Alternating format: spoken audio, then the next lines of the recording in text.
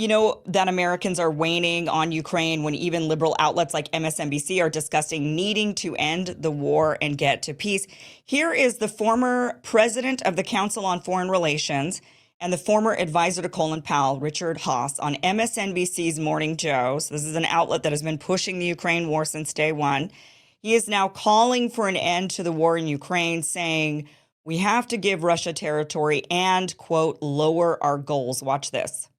Question is, with wars on two fronts, how long how long do our allies in Europe, who've all done, I think, together, NATO's done an extraordinary job, how much longer do we continue pushing, I think, what many people in the Pentagon would think is the unrealistic goal of Ukraine driving every last Russian out of their country? It's exactly the right question, Joe. And what concerns me is when people get disillusioned and increasingly come to where you and I are, that as desirable as it is, it's simply not feasible. They're going to increasingly say, and we're hearing it in the House, we're hearing it in parts of Europe, why should we keep doing this? We're already stretched. We're trying to support Israel. We're worried about Taiwan. And even if we give everything we need to give or want to give to Ukraine, it still won't lead to success. What I argue, therefore, is the United States needs to have some very direct conversations with Ukraine, with President Zelensky, talk about reducing their emphasis on liberating land, increasingly put all their emphasis on holding on to what they've got. In the long run, diplomatically, through sanctions, yes, we can try to see the rest of their territory return. But for right now, let's have 80% of this country safe, 80% of this country rebuilt. I would actually propose a ceasefire as an interim arrangement to expose the Russians for what they are, so we can rebuild support for Ukraine in this country. But we've had 2 fighting seasons. The idea that 1 or 2 or 3 more years of this is going to result in success, I simply don't see it. Russia's on a war footing. They have access also to arms from North Korea and Iran. So I just think, any time in foreign policy, any time in life, there's a big gap between what you're trying to do and your ability to do it. You've either got to increase your means or lower your goals. And I think here the only realistic option as a tactical measure is to lower our goals. Yeah, lower our goals after hundreds of thousands of people have been killed in Ukraine. I mean, this is just this is an absolute tragedy, and this outcome was predictable. Most anybody with any shred of honesty knew that there was no way Ukraine was ever going to defeat Russia, because we knew that NATO wasn't going to come to Ukraine's rescue. It was just a hope, a wish and a prayer is all it was for Ukraine, and it wasn't much of one. And so the U.S. and NATO sent weapons, sent money, and Ukraine just kept getting pummeled by Russia, and that was to be expected. And so from the beginning, what should have been done is getting to a peace agreement from the very beginning. Zelensky ran as president. He ran and won on the idea that he would make peace with Russia, that he would bring peace to the Donbas region, that he would negotiate with the citizens there who were basically in a civil war in Ukraine for the past now 10 years. 10 years today, actually. Today marks the 10-year anniversary of the Ukrainian uprising, what is called the Euromaidan. That it was very widely known as being U.S. supported, U.S. backed. There's a question on how much the U.S. had to do with it. We know that there were tapes of Victoria Nuland discussing who should be the leader, claiming that Ukraine was becoming a real democracy. Look at this. They're going to become a real democracy. And this is what they're rising up. They're rising up to defeat the Russian-backed president in favor of democracy. Meanwhile, the U.S. put in their own puppets, and there wasn't much of a democracy at all after the Euromaidan. And even to this day, Ukraine continues to essentially just be as a puppet operating on behalf of the United States. I want to show this tweet. This is a tweet that I got a lot of crap for when I put it out there into the world one night when the war broke out. And I just thought, wow, this is just, no one should fight this war. I mean, we should just let this go. And I said, Ukraine shouldn't fight back. No one should let it go. And I followed up with this other tweet to clarify what I meant. If Ukraine fights back, it will be devastating and the outcome won't be any different. They can't fight Russia on this. No one can. Best to let it go for now and use democracy in the future. Don't kill yourselves, seriously. And a lot of people, unfortunately, did die. This tweet was made fun of And now where are those people? Now where are those people after all these Ukrainians are dead? And the outcome is no different. The outcome is no different. Should have gone and used democracy. You just heard it there. Richard Haass saying, well, we can use other means to try to get Russia to give that territory back. Right, democracy. You use democracy to get those territories back. If the people in those regions want to be back with Ukraine, they will push back on Russia on their own. We don't need to babysit those people. They will figure it out. And they already did. They decided for the last 10 years that they didn't want to be under Ukrainian rule, that there were some far-right nationalists who were very much involved in that uprising 10 years ago today. Those far-right Banderites who were very much for Ukrainian nationalism and wanting to eradicate any sort of Russification of Ukraine being heavily Russian on the eastern side of the country. And a lot of the nationalists wanted to eradicate that. And so they were part of this uprising. They were a large part of it. And that continued, that ended up creating a civil war inside of Ukraine between the Russian-speaking ethnic Russians in or at least those who identify more with Russia and definitely speak the Russian language in eastern Ukraine, and those who are in the west of the country. So, this is the 10-year anniversary of this, of Ukraine being used as sort of this puppet. On this day, though, to commemorate it, which is called the Dignity and Freedom Day in Ukraine, so they've made this a national holiday, and so they're celebrating this. And to commemorate this anniversary, a slew of Western leaders either went to Ukraine over the last day or two or issued statements to pledge support. Here is Secretary of Defense Lloyd Austin. Here's what he has to say. He was there visiting. It's great to be back in Kyiv. This is my third visit to Kyiv as Secretary of Defense. My second visit since the war started. I was here in April of 2022. Since that time, the Ukraine Defense Contact Group, which, as you know, is a group of about 50 nations that work together to provide much needed security assistance to Ukraine. That group has roared into action, and we have continued to work together to provide much needed security assistance. I wanted to reassure the leadership that the United States of America will continue to support Ukraine. But in what capacity, we don't know, right? So we'll continue to support Ukraine. I don't think there's any denying of that. Ukraine will remain a sovereign nation. Parts of it, the parts of it that Russia has annexed, will continue to be annexed by Russia, even when Ukraine is pushed quietly towards a negotiation deal, which is what the sources are saying, is that over the last month, the U.S. has been quietly sitting Ukrainians down and saying to the officials and saying it's time to consider a peace negotiation. You're not making any inroads on the battlefield. And so 1 round, 2 rounds, we've already seen what happens with these pushbacks. What's another 3 or 4 rounds? It's probably not going to make any real difference. But there is still this pledging of support, these promises to Ukraine, because what else are we going to do? I mean, the powers that be promised Ukraine, we're with you to the end until we defeat Russia.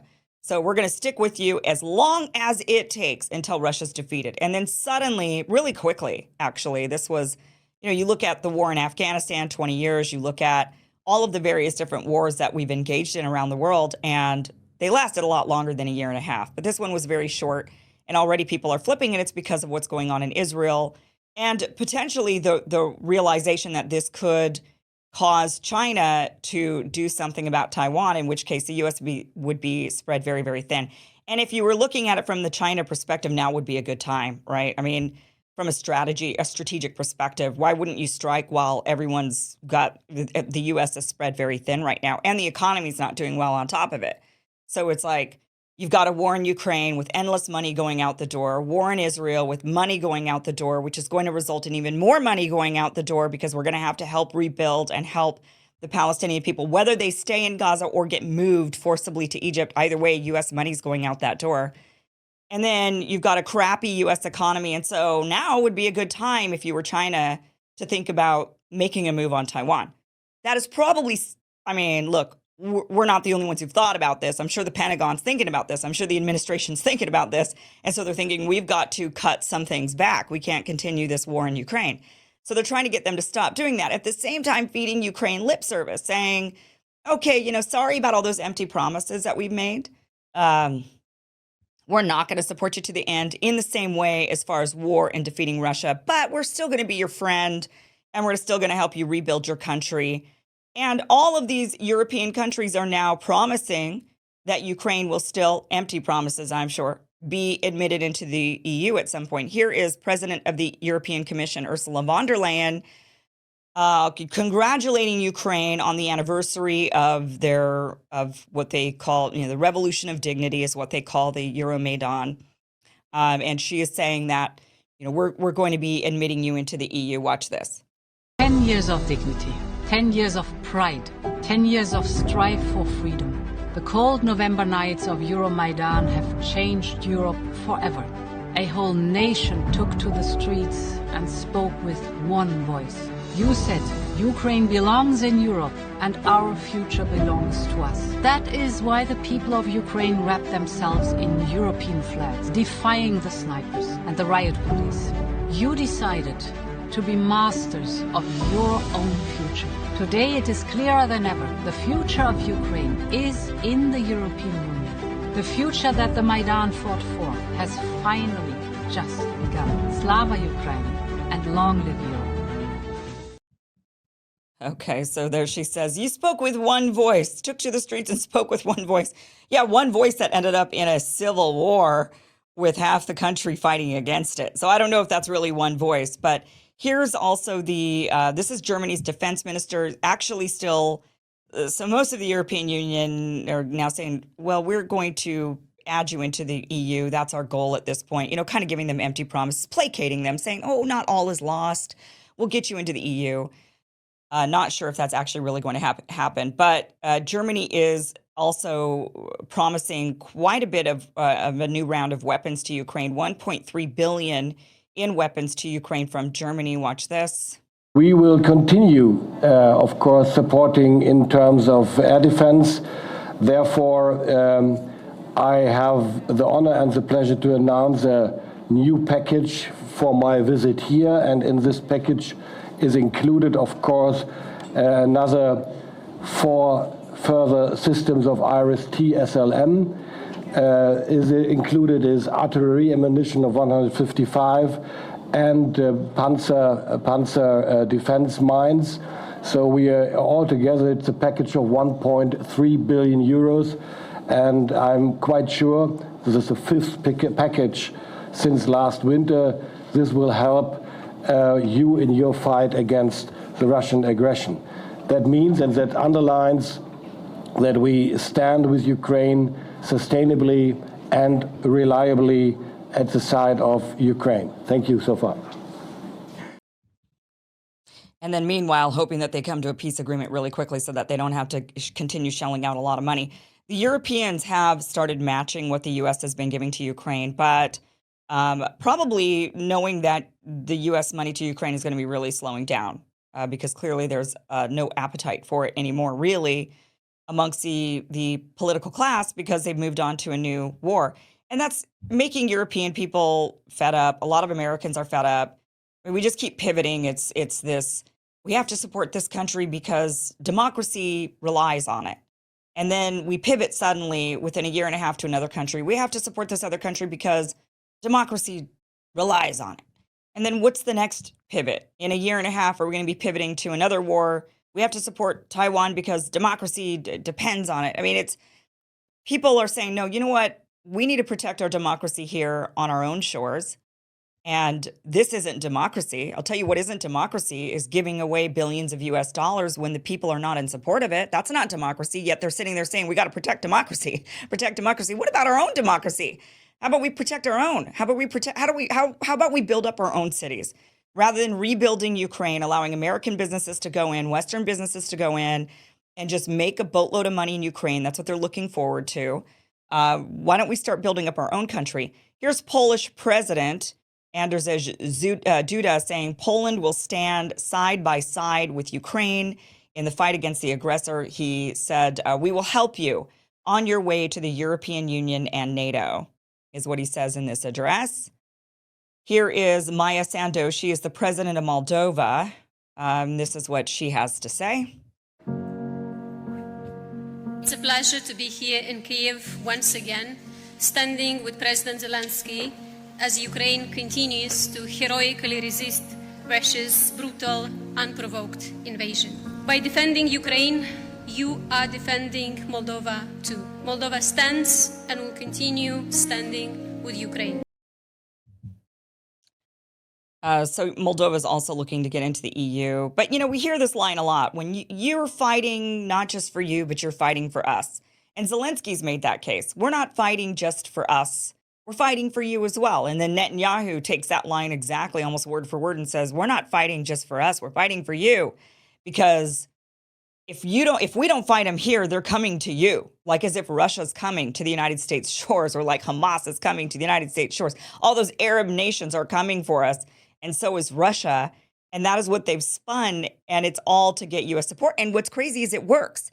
Here's Zelensky. He tweeted this out, or he actually spoke about this today, saying the presidents of the EU Council and Moldova paid visits to Kiev for Ukraine's Dignity and Freedom Day, which is what they call it. That's their holiday. Says this is really symbolic. The main focus of our talks was on Ukraine and Moldova's EU integration. Ukraine takes every necessary step to begin EU accession negotiations. We have adopted all of the necessary decisions. So this is what's sad. So here's Ukraine saying, we've done everything you've asked us to do. Now let us in. But of course, they're not going to let them in because they're going to say, oh, you've got problems. You've got a war. You've got Russia right there. You've got corruption. Your economy's not that great. Whatever it might be, they're not going to allow Ukraine in any time soon. Maybe they would. I mean, look, as a consolation prize, they might say, well, we'll give you a path to the EU, and they might make them part of EU light. They might do it in some kind of light way, but then say, this is the way we're working you in. That's possible. But he goes on to say, we've adopted all of the necessary decisions. We shortly adopt even what was intended to be adopted until spring after the political EU decision to open negotiations. Ukraine's position is crystal clear. We must do everything in order to be completely prepared for the start of the accession talks. This has a very real value for us, since every success of our state adds confidence and motivation to our people, to all those who are defending Ukraine and helping. Today, we discussed the steps ahead. And of course, it is very important for the EU to follow through on its promise by adopting the decision that will enable the beginning of Ukraine's EU accession negotiations. So now he's just begging to be part of the EU. He's got to have some kind of win out of this war. That's what he's looking for at this point. This is no longer what happened today. All of these talks with these European leaders and even Zelensky, this isn't talking about fighting Russia anymore and winning this war. The narrative has shifted. Besides Germany saying, here's some money, here's some weapons, last round, guys. Besides that, everything's shifted, and now it's a conversation again about being in the EU. Now, I don't know how much that would piss off Russia. I know they don't like NATO. Ukraine being added into the EU for economic reasons, that's unclear. That's unclear if that, to me at this point, I would need to look into that a little bit more, if Russia would be very offended by them ascending into the EU, or even getting into like EU light, baby EU, which is what I think the first step would be. But, Zelensky's looking for some kind of win. And quite frankly, I think the promises that were made to Ukraine were despicable. The promises, we're with you, rah, rah, to the end. We're going to fight this war with you. And Ukraine then had an entire generation maimed by this, slaughtered by this war. The young are just going to be completely changed forever, the young generation in Ukraine. So they should give them something. I don't know what that something is, but they should. They should give Zelensky something. At this point, confidence in the United States, confidence in the West, confidence in NATO has got to be at an all-time low around the world. Taiwan has even done a poll showing that only 38% of Taiwanese trust the United States anymore after what's going on in Ukraine, after the shift. So you've got a lack of trust in the United States. And why would you trust the United States? We haven't had a foreign policy win in God knows when the last foreign policy, minus some small skirmishes that maybe the U.S. had some wins slight wins in some foreign policy situations. The major wars and the major foreign entanglements that the U.S. has involved themselves in have not resulted in anything productive at all. Somebody would be hard pressed to figure out what have we won. We've created more terrorism in the Middle East. The war on terror made it worse. We didn't win in Afghanistan, pulled out after 20 years, shamefully. Vietnam, Korea, I mean, you just go all the way back, and we haven't really had any success.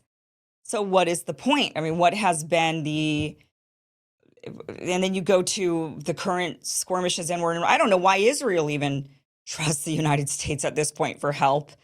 It seems like they would be turning somewhere else for some other wins. And maybe that's why they're not paying any attention or listening to the U.S., it seems, in their own foreign policy strategy. They're no longer seeming to take the United States advice. And maybe it's because, well, hey, the track record isn't so great. Even if the U.S. is right on certain things, the track record isn't there. And I say that lightly, the U.S. being right on certain things. It's very rare. But I feel bad. I feel terrible for Ukraine and for Zelensky. Many of us knew that this was going to be the outcome. Many of us knew that this was going to be disastrous, that this would not end in anything other than land being taken by Russia and dead Ukrainians. Now, of course, the spin that we're going to see is that, well, we won. We actually won because Russia's goal was to take all of Ukraine. And they wanted to take the whole country, and they didn't get the whole country. They only got a part of it. So that's going to be the spin, even though that's not true. There's no indication that Russia ever wanted to take all of Ukraine or wanted to rip the sovereignty away from Ukraine. It was very clear from the beginning that they were going to march in, take the Donbass, and create a land bridge to Crimea, maybe go all the way up to Kiev. But I don't think any real true analyst worth their salt said anything about them taking Ukraine or even Kiev for that matter. But it's just sad. I feel awful about the whole thing because I'm an American and my name got slapped on this. And this was done under the U.S. flag, under our banner. And many of us did not want this. And this is just a terrible outcome. I do want to play this last clip. This is a former Ukrainian Prime Minister, Azarov, saying that the protests, because it is the 10-year anniversary of the Euromaidan, and he said that these protests beginning in Kiev really were a U.S.-funded government coup, and that the West used the Maidan in order to really just push an anti-Russian project and basically used Ukraine. This is what he has to say. Американцы планировали государственный переворот для решения своей главной стратегической задачи. Их Украина абсолютно не интересовала. Их интересовала задача максимального ослабления России. И вот 10 лет, прошедших после государственного переворота, говорит о том, что они последовательно эту задачу реализовывали. Just really sad. The U.S. has just continued to use Ukraine as their puppet to push on Russia, and that's it. Just human shields. Human shields. That's what we're using Ukraine as.